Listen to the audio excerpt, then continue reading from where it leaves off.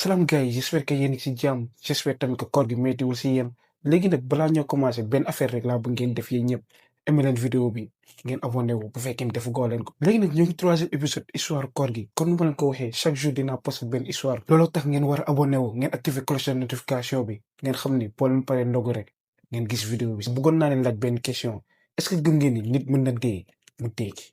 question la ndaxte troisième histoire bi ci loolu la looloo tax seetaan vidéo ba mu jeex ma wax leen benn affaire bu fekkee da ngeen tiit bu la seetaan vidéo bi. Get inside! Hurry! Iso story. ok pour première histoire bi abonné bu ñu ko envoyé moo ngi koy yónnee ci Instagram moo ngi tudd Mama moo ngi am 19 ans pour yéen ñi yoo la xamante ne bu ngeen envoyé seen histoire dem leen ci Instagram ngeen tapé Iso story wala ngeen cliqué mooy ci description bi lien baa ngi fa boo leen fa ñëwee directement ngeen envoyé ma ko mais bref. Mama nag nee na moo ngi am 19 ans moom nag moo ngi expliqué que ni yaayam dañ ko respecté ndaxte seetkat la waa koñ bi yëpp dañuy ñëw si moom wante moom Mama nee na gëmul loolu ndaxte jàpp nañ loolu yëpp ay foo la. ba benn jour Mama nee na fekkante ni dafa toogoon rek yaayam ci la ñëwee si moom mu ne ko Mama bu teg sa tànk gore tey ndox mi neexul te il bi dafa am borom te bëggul nit bu dugg ci këram. Mama nag nee na bi mu déggee loolu mu xaw a jaaxle parce que dafa programmé woon ànd ak xaritam yi sorti gore. mais waxu ko yaay ji ci la ne peut-être yaay ji da ko dégg boobu doon waxtaan ak xaritam ci téléphone Mama reetaan mu ne ko non dew ma de incha allah fii lay toog automatiquement yaay ji bu mu demee rek noonu la duggee ci néegam commencé defar saakam pour moom wax yi yëpp ay caaxaan la. yaay ji dafa gëm mystique bu ëpp mu toog ba xaar ba yaayam génn kër gi mu soog a dem ci ay xaritam mu jël chaloupe bi. dugg gole yéen ñëpp yéen a ngi sentir ñun ñëpp xam nañ luy ñëw xew xale 2000 yi xamul lu tax ngeen dëgër bopp sa yaay tere la génn nga xaar ba mu dem nga jël sa saak ànd ak sa xarit yi mun nañuy d'accord ni Mama lu ko fa dal lu ko dal moom moo ko teg boppam. bref Mama bu mu yégee si chaloupe bi di dem gore instant yooyu noonu fàtte na lépp mu ngi photo di snap di reetaan ak xaritam yi. dem na sax ba envoyé message ay copinam yoo leen xamante ni ñoo leen jiitu mu ne sama yaay mu ngi ci ay délire mystique am mu ne man bu ma ñëw fii nii parce que tey ndox bi neexul xoolal ma naaj bi ak climat bi ni mu neexee lii yëpp la mu bëggoon xañ. Mama xamuloon ni instant yu ne bu mu nekkoon di ree am na lu koy xaar ci île bi ndaxte bu mu eggee tag rek nee na ambiance bi commencé di changer. yaramam bi dee xamul lu tax pourtant naaj bi mu ngi feeñ waaye Mama dafa sentir ni air bi dafa wuute ak li mu xam te pourtant nag yàgg na fi ñëw c'est pas la première fois mu ñëw gore en tout cas moom ak xarit yi ci lañ avancé. Mama moo ngi dox ci koñ yi waaye mu sentir ni dañ koy topp benn sentiment bu bizarre nee na mënu ko sax expliquer rek ci la tourné gisul kenn ci kanam tuuti rek mu egg ci côté église bi mu dégg benn baatu mère bu koy woo instant yooyu noonu tiit na wante waxul dara xaritam yi mu avancé waat ba ci kanam rek ci la déggee baat bi mu ngi dee ci noppam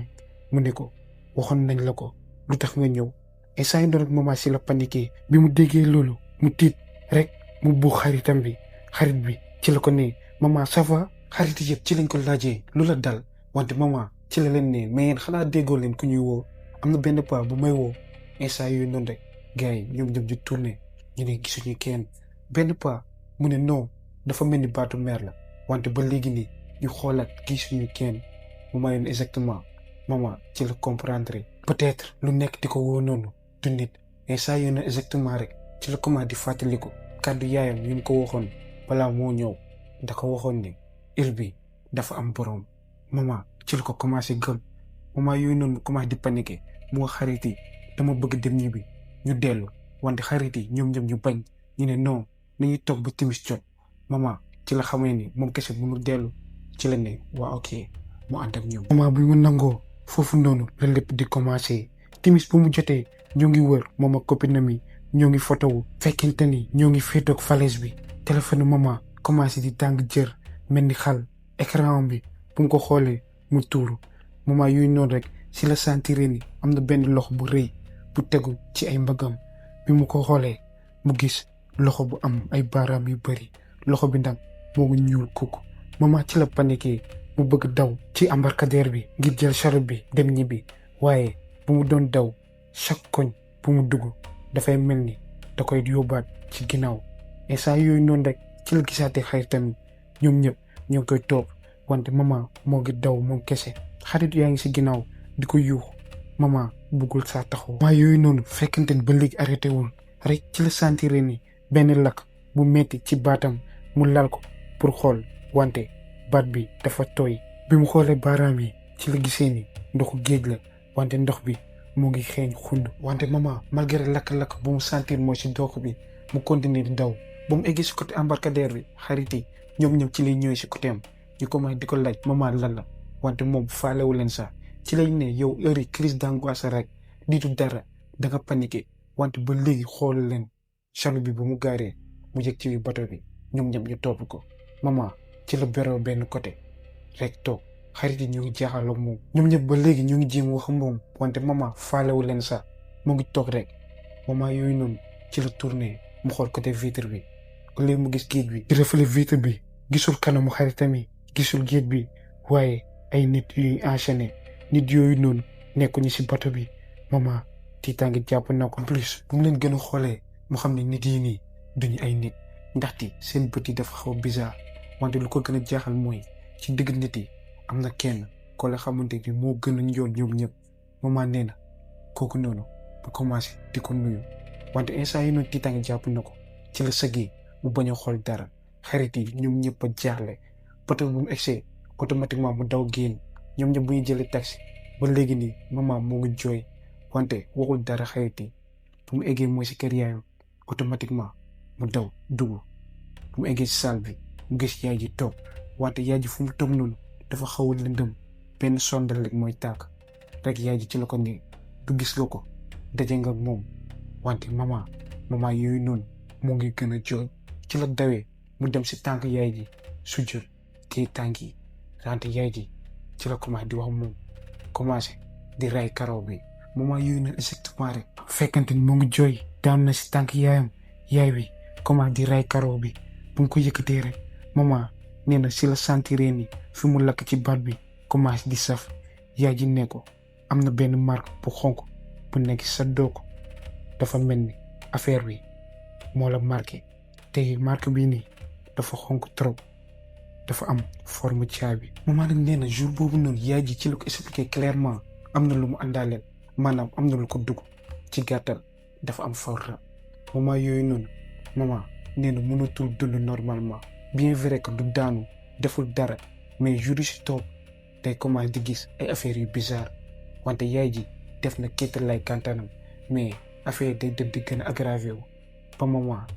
yaay ji bu mu gaañoo maman nee na instant yi nag mooy commencé di daanu mooy commencé di am ay affaires yu bëri mooy gis mbir yu doy waar ba heure yi sax dem na ba jàngam bi dafa commencé di yàqu moom nag nee na depuis jour boobu noonu lu mu àndaale bàyyi ko looloo tax mu partage histoire bi pour jot ay conseils peut-être am nay nit ci yéen mën nañ ko jàppale looloo tax bind leen lépp loo leen xam ci commentaire yi ma wax leen ni soyez respectueux bind leen loo leen xamante ni mën na ko jàppale bu leen ko xas bu leen ko yedd bind leen loo leen xamante ni mën na ko jàppale encore une fois ndaxte histoire bu nekk ni histoire bu métti pour dire vrai mais man heure yi xam ngeen à chaque fois damay rey ci histoire yi lu bëri bii baa wàññi naa ko trop en tout cas boo leen ko mënul jàppale bu leen commenté léegi nag dañ ko ñaanal yàlla wér-gu-yaram ak tane moo wax leen benn affaire seen yaay yi bu leen teree génn toog leen. gars yi pour deuxième histoire bi abonné bu ñu ko envoyé moo ngi koy yónnee ci Instagram moom nag mu ngi tudd Omar turam dëgg la moom nee na dafa déménagé woon appartement fële ca Point E ci benn quartier bu calme cher te am sécurité du moins loolu la foogoon ndekete 2 semaines après fekkente ni moo ngi nelaw ay 2 heures du matin ci la sentiré ni buntam ñoo ngi koy tijji. comme ni ma leen ko waxee Omar dafa déménagé ci appartement bu bees benn jour ay xaaju guddi ay bëri 2 heures du matin bu dégg benn bruit weñ buy xoos ci la tiitee rek mu jug fekkente ni dafa nelawoon moment yooyu noonu dafa foogoon ni peut-être ginnaaw la wante bu mu dégluwaatee mu seetlu ni am na kenn kuy jéem a tijji mooy buntam ci biir séeréer bi am na ku si dugal caabi. Omar ci la tiitee rek mu jug taxaw loolu la commencé di jege si bunt bi ndànk par ndànk pour xool ci jidaa bi maanaam pax bu nekk mooy si bunt bi wante bu mu xoolee foofu yëpp dafa lëndëm ndaxte lampe couloir bi dañ ko fay. Omar nag neen bu mu yëndoo gisu kenn ci la delluwaatee ndaxte ci xelam dafa jàpp ni peut-être benn dëkkandoowam la ndaxte foofu noonu dafa lëndëm mën na am dafa jaawale bunt yi Omar neen noonu la delluwaatee mu dem tëddi. waaye bés bi si topp ay xaaju guddi ci même heure am na tamit kuy jéem a tijjiwaat buntam. Omar noonu la jógee mu xam ne lii mënul nekk hasard. waa ji moo ngi yëngal poignée bi nànk par nànk pour xool ndaxte bunt bi dafa tëju wala mais Omar à chaque fois bu tijjee du gis kenn. neen nag affaire bi di répété wu presque 3 fois. moom nag neen à chaque fois bu demee si bunt bi yenn saay sax da koy tijji bu yëndu du gis dara kenn neewu fa. en fait yéen abonné yi yàgg naa leen wax ni yéen da ngeen am fit yéen a ma ëpp fit. imagine toi à chaque fois nga tëdd nelaw am na kuy yëngal bunt bi nga dem tijji pour xool loolu rek de 1 xalaatuma ko def de 2 chaque jour mooy chaque guddi affaire di répété wu chaque guddi nga ñëw yëndu doo gis kenn. lu tax doo déménager bu fekkoon man la saa yi nekkatuma fa déménager naa dem naa saa yi yéen da ngeen am fit. man nag neen bés bu si toog bu mu wàcce liggéey ci la fekkee benn colis bu ñuy teg ci buntu appartement am. colis bi benn commande la mu yëkkati ko dafa foog ni gars yi dañoo juum livreur bi da ko teg foofu noonu te keneen moo ko moom wante bu mu xoolee turam la si gis moment yooyu noonu mu xaw a jaaxle ndaxte moom commandé wul dara neen bu mu tijjee colis bi mu fekk si ay affaires yu banal ay brosse pâte dentifrice rasoir moom instant yooyu noonu xaw na jaaxle mais colis bi turam moo si nekk ci la ko jëlee mu teg ko mooy si biir néeg bi mu ne peut-être gars yi dañoo juum à tout moment benn nit mun na ñëw laaj wante kenn ñëwul. après loolu mu dolli remarqué ay détails yu bizarre ci biir appartement bi benn cadre photo yaayam xaw a di bouger te moom gëm na ni musu ko laal. wala tamit muy sentir ni benn xeetu parfum bu mu dul utiliser ci biir salle de bain bi yenn saay tamit bu ñëwee mooy si waañ bi mu gis éponge bi salté te en plus dafa tooy te moom gëj na fa lekkee.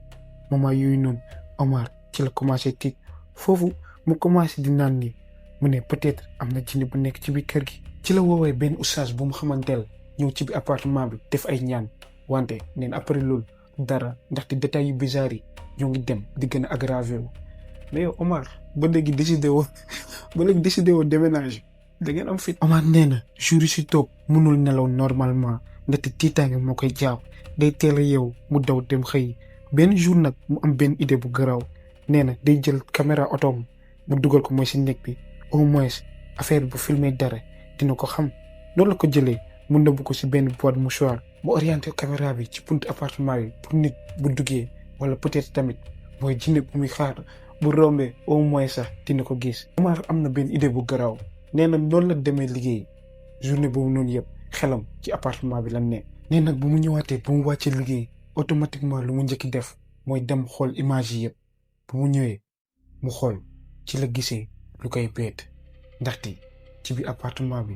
am na nit bu fa dugg. ay bër 14 heures fekkante ni mu ngi woon bureau buntu bi ci la ibbeeku ak caabi benn nit dugg benn waay bu normal sànce sol costume mu dugg toog ci canapé Omar di seetaan télé mu toog fa di seetaan lu ëpp heure. après loolu mu jóg utiliser salle de bain bi mu defar boppam café mu jóg raxas yëpp fépp fu mu laaloon mu fomp ko denc kaas bi door a génn. mooy si waa ji raxas na mais bon am na ay nit yu am fit yow noo mën a duggee ci appartement jàmm nga jël sa temps nag seetaan sa télé def liggéey def lépp boo paree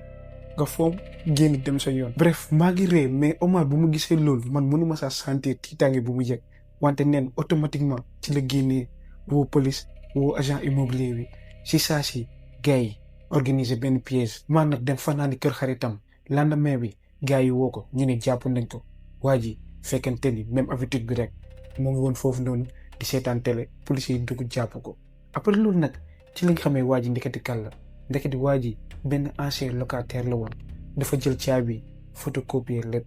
fekkente ni Omar dafa fàtte woon changer serrure yi. mais question bi mooy lu tax mu def loolu te en plus waa ji sàccul dara jëlee foo dara.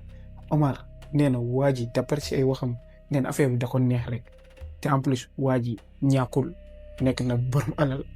mais benn fantasme bu kese la woon. en fait nit dafa yéeme mais bon Omar nee na am na benn détail bu garaaw boo la xamante ni dafa tiitlu. nee na policiers yi bu ñu jàppee waa ji dañoo fekk si moom benn carnet boo la xamante ni bind na emploi de temps Omar yëpp ban heure lay wàcc ban heure lay ñëw lépp la bind pour buy dugg bañ a tase ak moom. Omar te bu mu déggee loolu tiitaan da ko jàpp mais bon nee na après bu mu waxtaanee ak waa yi déglu ko ci la xamee ni peut-être waa ji àndul xel ba 100%. wala tamit peut-être réewaande rek moo ko jàpp nee na moom xamul en tout cas décidé wul mooy porter plainte ci la bàyyi waa ji ne depuis jour boobu noonu gisaatu ko fa te moom en plus côté am changé na serrure bi. tey histoire Omar ni la jeexee franchement dafa reetaanul mais bon mun nañ ne jeexee nag jàmm loolu mooy l'essentiel bi. ñoo ngi ree rek mais affaire bi dafa grave benn côté xalaat leen yéen seen nit yéen a ko moom seen espace personnel la benn nit ñëw di fa fanaan di utiliser seen affaire dafa xaw a tiilu benn côté mais bon léegi nag ñu dem si troisième histoire.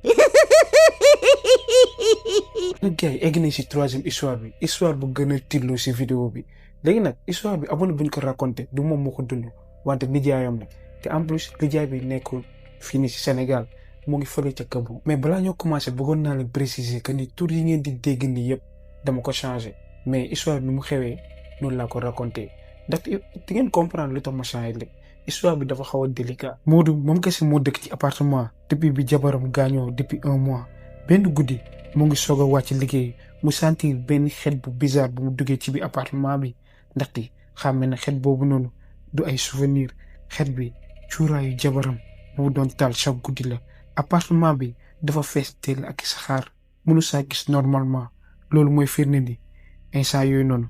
doful na kuy taal cuuraay automatiquement mu dox jëm mooy si côté chambre bi ndaxte saxaar bi côté boobu la doon ñëwee bu mu egsee mu gis am na ku toog moo ci wetu lal bi kooku noonu nag mu ngi koy won ginnaaw mu ngi sol grand bu mu gën a bëgg Modou nag automatiquement xam na kan mooy def affaire yooyu noonu jabaram la wante jabar ji dafa gaañu kooku kan la Modou ak benn baat muy lox mu ne awa yow la wala léegi ay gént la jëmm wi ci la wëlbatiku wante bu mu tourné rek awa la au moins sax kanamam bi la reetaan wi bët yi lépp awa lay ndirool jëmm bi fa toog ci la ko tontoo mu ne ko borom bi moo ma dellu pour ma ñëwaat si yow bëgguma la bàyyi nga wéet. mais awa ban borom ngay wax noonu borom bu ñuy saak mais ñu d'accord fii nii situation bii nii du man kese may daw bu nekkoon yéen ku nekk dina daw mais Modou moom dawul au contraire sax dafa commencé di jooyu bànneex ndaxte lu mu gis jabaram dese kontaan ba ëpp histoire bi dina gudd. comme ni ma leen ko waxee Modou nee na bu mu gisee jabar ji bu kontaan ba di jooy moment yooyu noonu mooy après histoire bi ñu bëri nee nañ Modou gisul jabar ji dépression rek la am mais Modou d'après lu mu expliqué nee na amul dépression te doful ndaxte après dafa avancé dem ba si jabar ji mu foog ko te neen bu ko fobee sentir na yaram bi te en plus yaram bi dafa seddoon kuy comme si jabar ji dafa jóge woon si frigo. Modou nag kon ko amul jom mu commencé dundaat ak awa mu commencé di dund comme si jabaram bi ñëwaat na looloo tax guddi soos noonu ba lendemain bi mu yeewu ba tey jabar jaa ngi fa ñoo ngi continué di dund nee na mu commencé di remarquer ay détails yu bizarre di nga remarquer ay détails yu bizarre vu que jabar ji dee na bu yàgg sa jabar dee na mais bon neen mu commencé di remarquer ay détails yu bizarre premier détail bi mooy mun nee na jour boobu noonu awa da ko toggal plat bu mu gën a bëgg maanaam plat am préféré ceebu jën nee na awa bu mu jëlee plat bi teg ko moment yooyu noonu amul dara lu bizarre ndaxte ñoo ngi ree di waxtaan wante bu mu jëlee kudd bi dugg ko si gémminam nee na instant yooyu bu mu doon yëy rek amul goût ceeb mais au contraire sax goût suuf la te comme ni ko français di waxee l'amour rend aveugle Modou mbëggeel bu mu am si jabaram mu continuer di lekk mu continuer franchement mënuma continuer histoire bi ak sérieux bref nee na mu continuer di lekk wante après rek ci lay remarqué waate beneen détail bizarre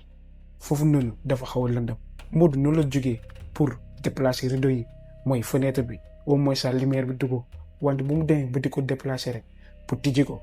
jabar ji ci la ko nee non bu ko tijji ndaxte lumière bi day metti samay bët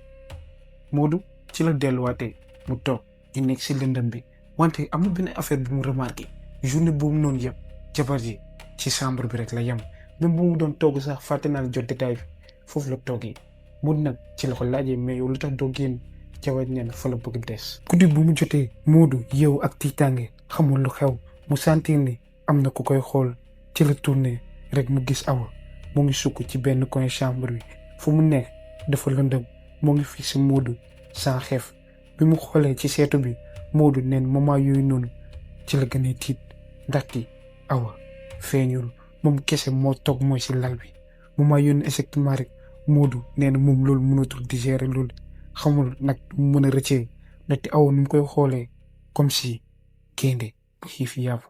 mu commencé di tari lépp lu mu xam ci xolam. mu nag instant yu noonu bu mu commencé di tari fekkante ni waxu ko sax ci biiram la doon tari genre dafa doon tari ci xelam moment yooyu noonu rek comme si Awa da ko sentir mu xool ko comment di ñàngal Modou nee na moom nag ci la tiitee rek mu jël kurus bi sànni ko. Awa nag noonu la dawee rek sëgg for ko comme réflexe animal Modou nag tiitaange jàpp na ko. Awa nag ci la jugee taxaw rek yére bi xaw a jug tuuti Modou instant yu noonu ci la gisee tànk yi du ay tànku nit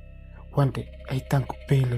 yu ñuul fees karaw moment yooyu noonu Modou nee na mënatu sax maîtriser boppam ci saa si kanam Awa commencé di soppeeku ngaama mi commencé di gudd te baat bi mujjee soppeeku mu ne Awa nee ko Modou lu tax ngay tari Modou xanaa yaa ma doon woo chaque guddi léegi maa ngi nii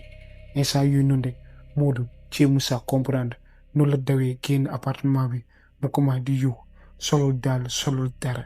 mu daw ba egg moo si côté jàkka ji bu fa eggee rek mu daj imam bi mu expliqué ko lépp waa ji jël ne dugal ci biir ñoom ñaar ci lañ fa nekkee ba lendemain bi. Modou nee na cant bi mu taxawee ci la woowee benn magam mu góor fekkante ñoom ñaar ñoo nekk foofu noonu ca kaw moom nee na moom mag ji imam bi ñoom ñetti ñëpp ci la ñu àndee muy fële ci appartement bi bu ñu eggee ba ñu tijji ko instant yu noonu xeet bu xeet xund dal leen te en plus moo neen bu ñu xoolee foofu noonu yëpp dafa jaxasoo ñoom ci lañ avancé dem mooy si néeg bi bu ñu eggee ba xool néeg bi ci kaw lal bi am na benn liquide bu ñuul kooku buñ si xëpp liquide bi nag buñ ko laalee affaire bi dafa xaw a tax ñoom ñetti ñëpp ñu ngi xoolante ndaxte mosuñu gis lu mel noonu wante bu ñu yëkkatee éponge bi luñ fa gis fa la ñuy tiitee ndaxte dañ fa gis benn karaw bu gudd bu ñu leetu comme génn face instant yooyu noonu ñoom ñetti ñëpp mosuñu gis lu mel noonu di daan jàpp nañ leen automatiquement ñu génn si biti. léegi nag jour boobu noonu mag ji ak imam bi comprendre nañ si guddi si Modou dund na benn affaire bu doy waar wante ku ñu raconté histoire bi maanaam abonné bi nee na depuis jour boobu noonu la Modou gëj a normal dafa mel ni comme si dafa tàggali ko xelam wante moo ngi dox activité am yëpp gars yi nee nañ la ñëw delluwaat Sénégal pour mu faju wante dafa bañ. nag gars yi histoire bi nii la jeexee man franchement histoire dafa tiimu pour wax leen dëgg mais bon gis ngeen si histoire bi maa ngi ree mais bon soo leen xoolaatee genre xool Modou genre ñàkk na xelam te en plus mënuma bañ a ree début sax may efforcé wu bañ a ree mais histoire dafa tiilu trop. nag histoire bi nii la jeexee vidéo bi sax nii la jeexee balaa ma commencé di ree fii di ngeen bàyyi di mu envoyé seen histoire mais bon léegi nag wax leen ma loolee xalaat ci commentaire yi ndaxte te en plus ñoom moom si ñetti histoire yi ban histoire moo leen gën a tiital léegi nag ma wax leen ba suba pour beneen épisode bu leen fàtte aimé ngeen abonné wu surtout ngeen activer cloche de notification bi pour ngeen bañ a rëcc benn vidéo na jàmm yàgg si yéen